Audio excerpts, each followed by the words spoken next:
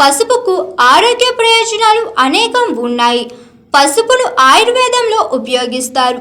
పసుపులో anti bacterial, anti inflammatory, anti oxidant లక్షణాలు పుష్కలంగా ఉంటాయి. పసుపు ఉపయోగాలు చూసినట్లయితే పసుపు నీరు తాగడం వల్ల జీర్ణక్రియ మెరుగుపడుతుంది.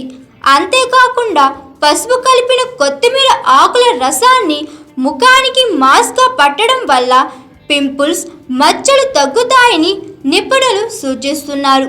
పసుపుతో ఔషధపూలు కలిపి రసం తీసి వాడడం వల్ల కండ్ల కలకకు ఉపశమనం లభిస్తుంది. వీటితో పాటుగా పసుపు, వేపాకు కలిపి వాటర్ మరిగించి కాళ్ళకు చేతులకు రాయడం వల్ల కాళ్ళ పగుళ్ళు తగ్గుతాయని, పసుపు క్యాన్సర్ను అడ్డుకోవడంలో తోడ్పడుతుంది. పసుపు కొలెస్ట్రాల్ను తగ్గించడంలో, పసుపు రోగ నిరోధక శక్తిని పెంచుతూ మేలు చేస్తుంది.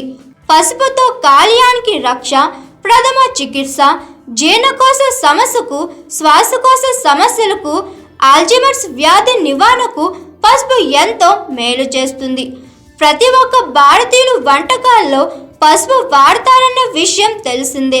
వంటకాలు వాడే ఈ పసుపును చాలామంది మార్కెట్లో కొంటుంటారు.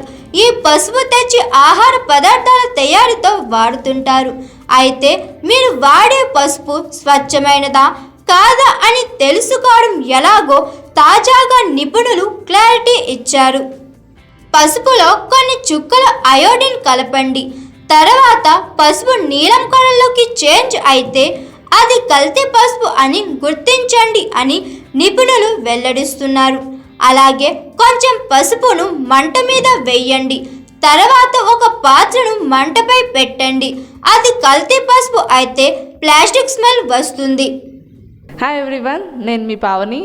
Please like, share and subscribe GRTV. Hi, I'm Jyoti Singh. Please like and subscribe GRTV channel.